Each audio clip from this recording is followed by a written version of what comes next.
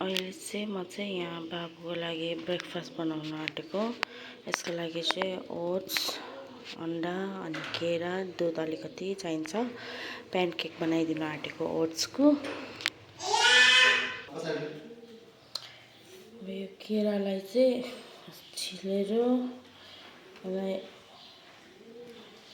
Paste जस्तो बनाउनु पर्छ। यसरी थिचेर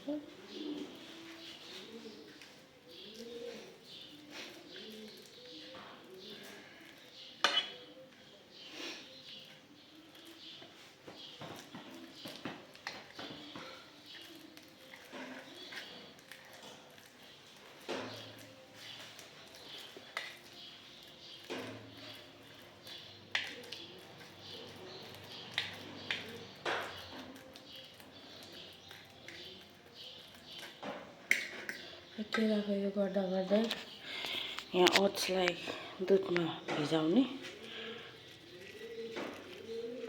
एकछिन।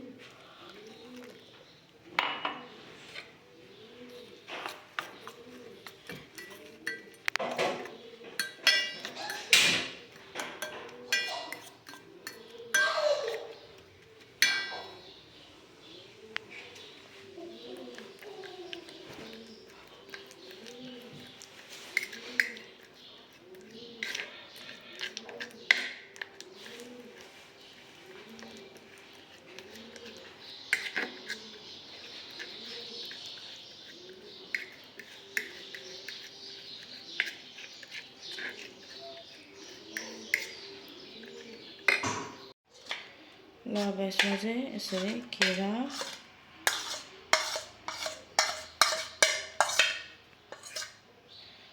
अनि यसलाई मिक्स गर्नु।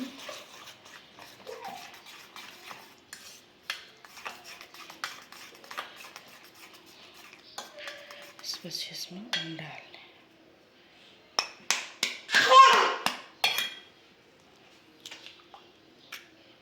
अन्डा हाल्यो, मिक्स गर्ने।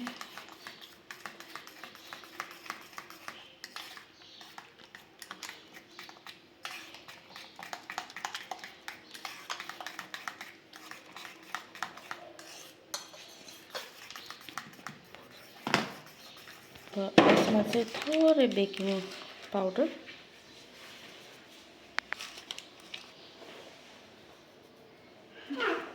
अनि नुन थोरै।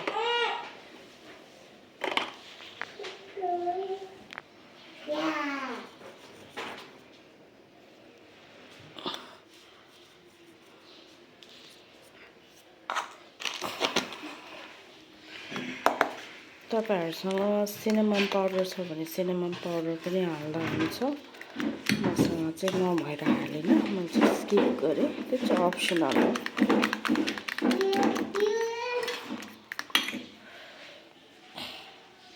यो चाहिँ मेरो पेन बसाइसकेँ।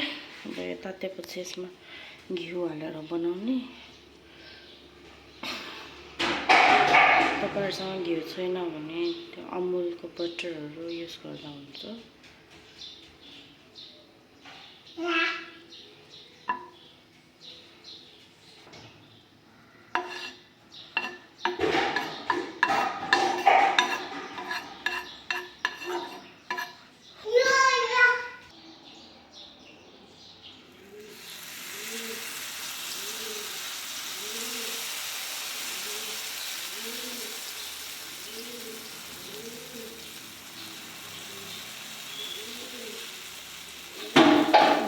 मजाले पाक्न दिनु अब बिस्तारै सानो फ्लेम गरेर चाहिँ पल्टाइदिउँ।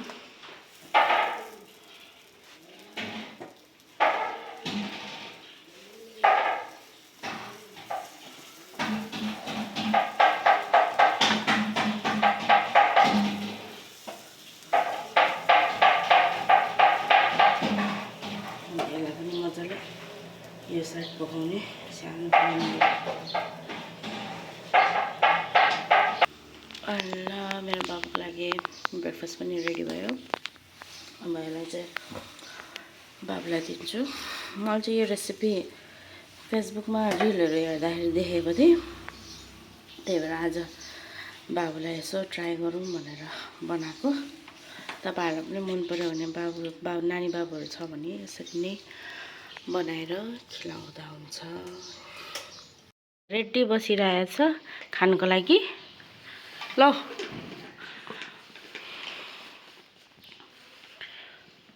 फुफु गरेर खाऊ है। आमा गर।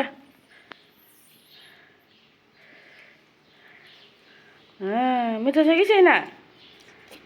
मिठो। ल बुबु पनि खाऊ है। तातो छैन बुबु, तातो छैन, चिसो भइसक्यो।